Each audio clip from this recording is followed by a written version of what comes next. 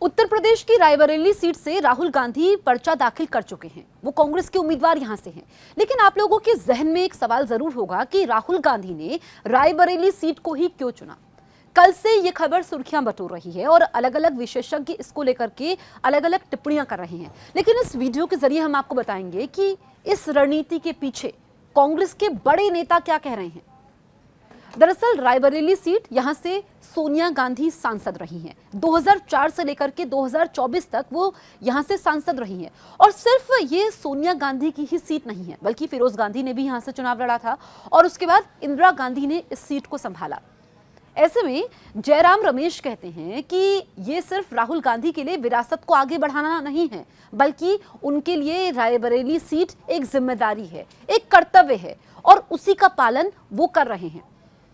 कल नॉमिनेशन का आखिरी दिन था और कल ही सस्पेंस उठता है और उसके बाद आखिरी दिन राहुल गांधी अपना नॉमिनेशन फाइल करते हैं। उधर अगर हम अमेठी से बात करें तो केएल शर्मा, किशोरी लाल शर्मा, जो कि सबसे विश्वसनीय हैं गांधी परिवार के, बेहद करीबी, उनको उनकी ईमानदारी, निष्ठा का यहां पर इनाम मिला है अमेठी सीट से। वो वहां से उम्मीदवार हैं। पर कुछ लोग ये सवाल उठा रहे हैं कि राहुल गांधी अमेठी से क्यों नहीं लड़े। तो इस पर भी कांग्रेस के नेता कहते हैं कि अमेठी में स्मृति ईरानी का मुकाबला राहुल से था, लेकिन अब यह सीट हाई प्रोफाइल नहीं है, क्योंकि राहुल गांधी की वजह से यह सीट सुर्खियां बटोरती थी, चर्चा में रहती थी, हॉट सीट थी। लेकिन अब तो राहुल गांधी नहीं है वहां पर। और अमेठी में इसलिए नहीं लड़े क्योंकि वहां से तो किशोरी लाल शर्मा को उन्होंने उम्मीदवार बनाया है और वो रायबरेली से लड़े हैं क्योंकि उनकी मां ये सोनिया गांधी की सीट है।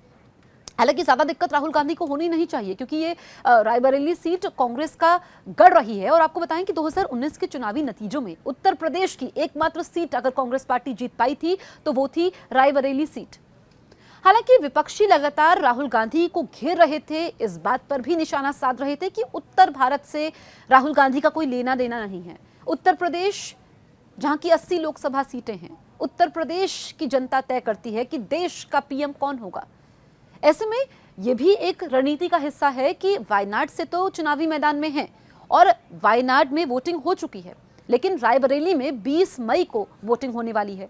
ऐसे में यहां से भी वो उम्मीदवार बन गए हैं, यानी कि ये भी एक तरीके से पूरे उत्तर प्रदेश को साधने की कोशिश की है इस दावेदारी के जरिए। इसके अलावा अगर हम बात करें तो फिर प्रियंका गांधी की, तो ये भी खबरें थी कि एक सीट पर शायद प्रियंका गांधी लड़े। तो उस पर जयराम रमेश कहते हैं कि प्रियंका गांधी को हम एक सीट तक सीमित नहीं रखना चाहते हैं। हर बात का वो जवाब देती है और इसी बात को आगे बढ़ा रहे हैं कांग्रेस के नेता। लेकिन हो सकता है अब 2 कदम आगे बढ़ते हुए कि अगर राहुल गांधी रायबरेली सीट और फिर वायनाड से दोनों जीत जाते हैं तो आगे क्या होगा। तो इस पर कांग्रेस कहती है कि अभी जल्दबाजी नहीं करनी चाहिए, नतीजे 4 जून को आएंगे, उसके बाद तय करेंगे। और यह भी कहा जा रहा है कि अगर दोनों सीटें राहुल गांधी जीत जाते हैं तो फिर एक सीट छोड़ेंगे और उस पर प्रियंका गांधी की दावेदारी मजबूत हो जाएगी। हालांकि ये सिर्फ कयास हैं, लेकिन आपको इस वीडियो के जरिए हमने आपको बताया कि रणनीति क्या है। रायबरेली सीट चुनने के पीछे कांग्रेस की रणनीति यह है कि सोनिया गांधी, जो कि इस सीट से लगातार 2004 से सांसद चुनी गई, 2004 में उन्होंने ये सीट अपने बेटे, आपको बताएं कि अमेठी की सीट राहुल गांधी के लिए ही छोड़ी। 2004 में सोनिया गांधी रायबरेली से लड़ती हैं और राहुल गांधी अमेठी से लड़ते हैं। पहले अमेठी से सांसद थी सोनिया गांधी, तो उन्होंने अपने बेटे के लिए 2004 में अमेठी की सीट छोड़ी और 2024 में अब रायबरेली की सीट राहुल गांधी को मिल गई है। तो विरासत को तो आगे बढ़ाना है, जिम्मेदारी है, कर्तव्य है। और दूसरी अहम जो रणनीति है वो है उत्तर प्रदेश को साधना, उत्तर भारत को साधना।